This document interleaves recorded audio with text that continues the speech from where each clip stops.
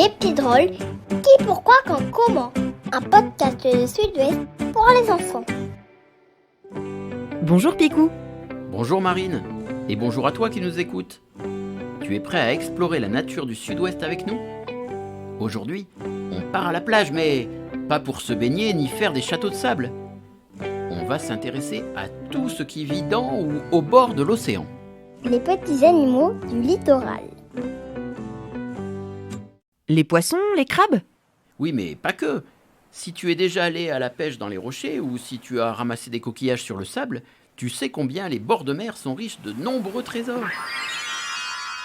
Dans le Sud-Ouest, de la Charente-Maritime à la côte basque, en passant par le bassin d'Arcachon, le littoral est rempli de petites bêtes plus surprenantes les unes que les autres.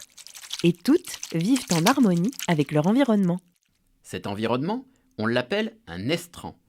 Il peut être fait de sable, de galets ou de roches. On peut y trouver de la végétation comme des algues ou même rien du tout. Et l'estran, c'est toute la partie du littoral qui peut être recouverte ou découverte par l'eau. Et selon le niveau de l'eau, le paysage de l'estran n'arrête pas de changer. Parce que la mer passe son temps à monter et à descendre. On appelle ça le mouvement des marées.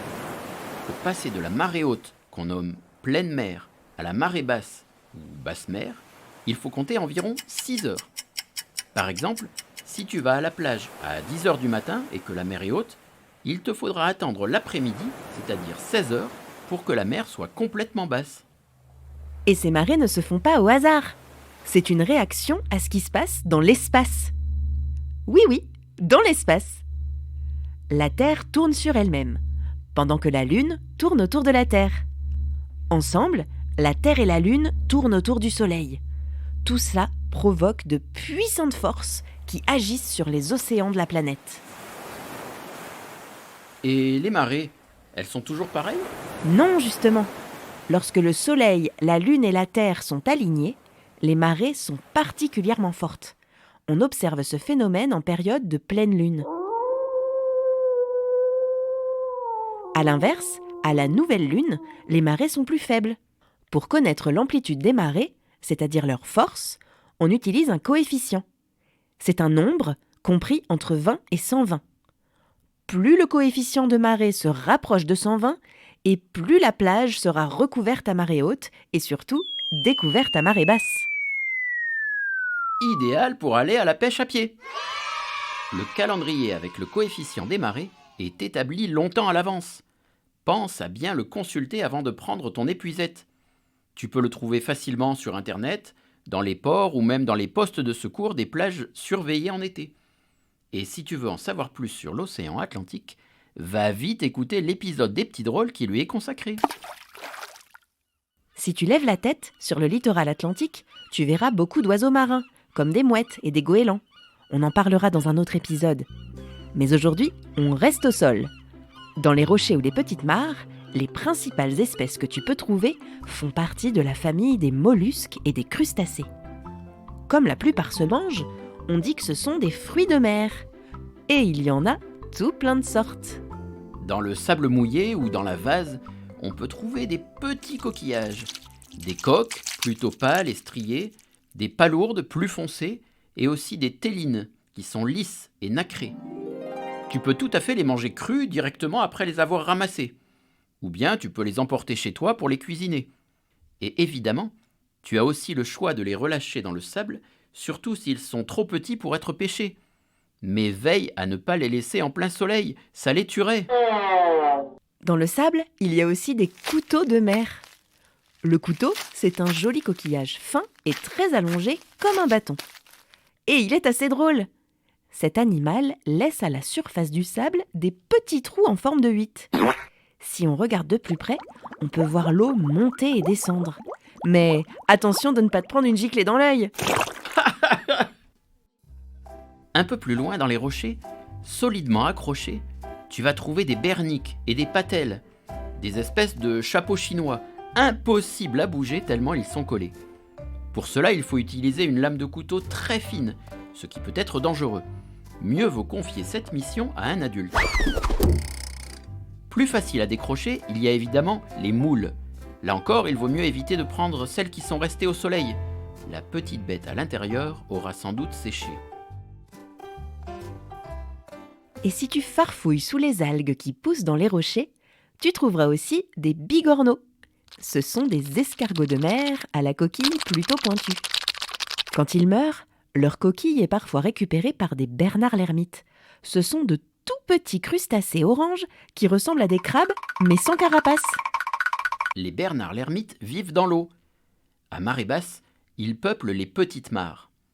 Ces mares sont souvent de véritables fermes à animaux, avec des anémones, des étoiles de mer, des petits poissons, des crevettes grises ou roses, des crabes verts enfouis dans le sable, des étrilles et des tourteaux dans les trous des rochers. Au fait, fais bien attention à leurs pinces redoutables. Et gare aussi à ne pas te piquer les pieds ou les mains au contact des oursins. Enfin, n'oublie pas, l'estran, c'est un espace fragile. Il faut bien le respecter. Remets bien les cailloux en place, comme tu les as trouvés. Ils servent peut-être d'abri pour de petits animaux. N'insiste pas si tu n'arrives pas à décrocher un coquillage ou à attraper un crabe. Tu pourrais les blesser involontairement. Et bien sûr, même si tu as une envie pressante, ne fais surtout pas pipi dans une mare. Bah, les petits animaux du littoral sont en effet très sensibles à toute forme de pollution. C'est le cauchemar des ostréiculteurs, les éleveurs d'huîtres qui sont nombreux dans la région. L'interview des petits drôles. Bonjour, je m'appelle Erin et j'ai 11 ans. Bonjour Erin. Tu vas pouvoir poser tes questions à Catherine Valette. Elle est guide à la Maison de l'Huître de Gujan-Mestras, en Gironde.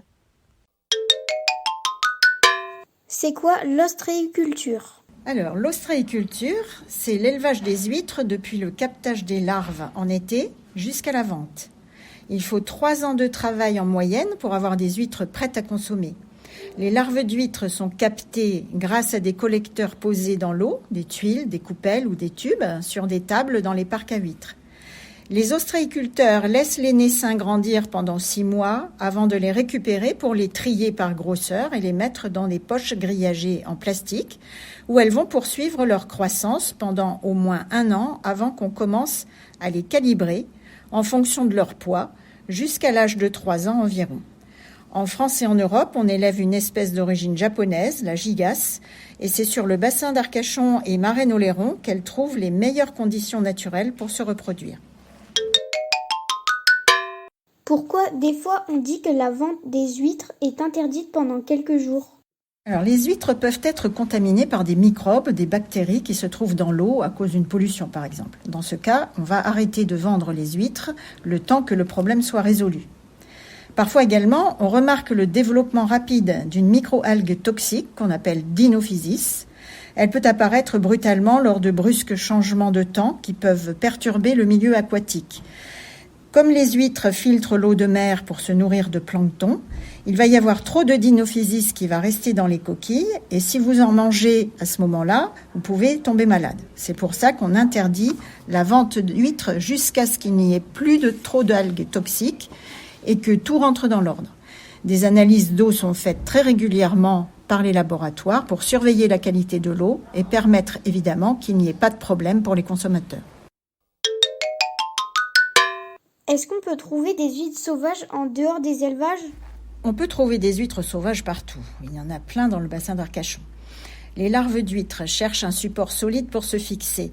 Donc, si elles se fixent sur les collecteurs, elles seront élevées par les ostréiculteurs. Mais si elles se fixent sur des rochers, des morceaux de bois ou de ferraille qui traînent dans l'eau, ou même sur des coquilles d'autres huîtres, elles ne vont plus bouger et former des récifs. On les appelle donc huîtres sauvages. Sur le bassin, on trouve essentiellement des huîtres creuses à l'état sauvage. Si vous allez en Bretagne, en Normandie ou même en Méditerranée, vous pouvez trouver des huîtres plates. C'est une autre espèce d'huître qui n'a pas besoin de conditions particulières pour pondre, contrairement aux huîtres qu'on trouve ici.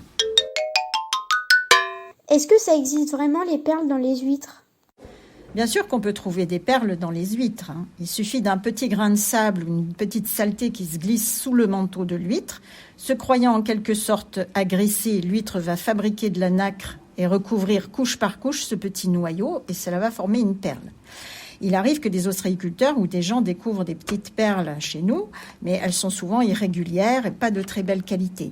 Rappelez-vous qu'on mange les huîtres quand elles ont 3 ou 4 ans. Il faut beaucoup plus de temps pour former une belle perle. Et pour les perles de culture, on va choisir d'autres espèces d'huîtres qui existent par exemple dans le Pacifique et qui ont une qualité de nacre bien supérieure.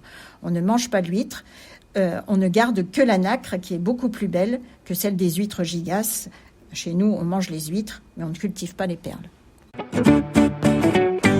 Le savais-tu? Lorsque tu pars à la pêche à pied, il y a des précautions à prendre.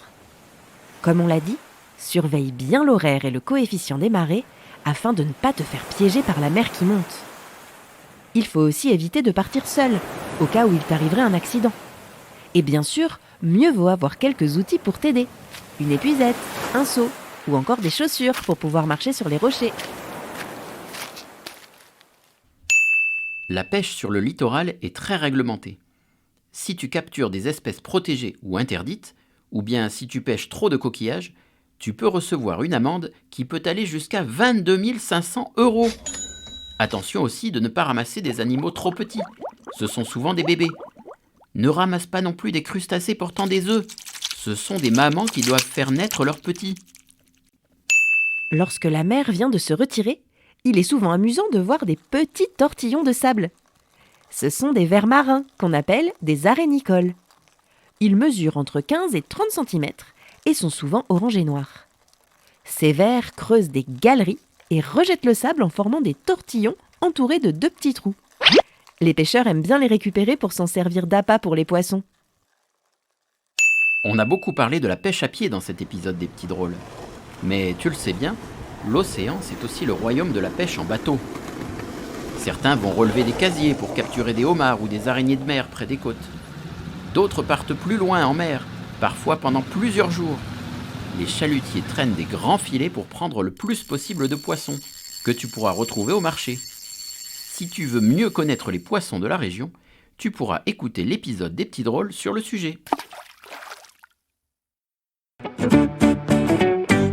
As-tu bien tout retenu? Comment s'appelle la zone du littoral qui est recouverte ou découverte selon la marée haute ou basse? L'escalier, l'estran ou l'espace? C'est l'estran, qui est la partie du rivage située entre les niveaux des plus hautes et des plus basses mers. On utilise aussi le terme zone de marnage, qui peut être constituée de roches, de galets, de sable ou de boue. Les berniques, les palourdes, les coques, les moules, les huîtres, ce sont des crustacés. Vrai ou faux? C'est faux, ce sont des coquillages, donc des mollusques. Les crustacés, ce sont les animaux munis de pattes articulées, avec souvent des pinces et une carapace, comme les crabes ou les homards. Comment s'appelle une personne qui élève des huîtres? Un pêcheur? Un ostréiculteur? Ou un mytiliculteur? C'est un ostréiculteur qui élève des huîtres. Le mytiliculteur, lui, il élève des moules. Ces deux métiers se regroupent en une activité qu'on appelle la conchiliculture, c'est-à-dire l'élevage de coquillages. Allez, Picou, on va manger des huîtres? Voilà, cet épisode est terminé. Merci Marine. Merci, Picou. On espère que tu as passé un bon moment avec nous et que tu as appris plein de choses. On se retrouve très vite pour un nouvel épisode des Petits Drôles. Et d'ici là, amuse-toi bien dans le Sud-Ouest. Salut!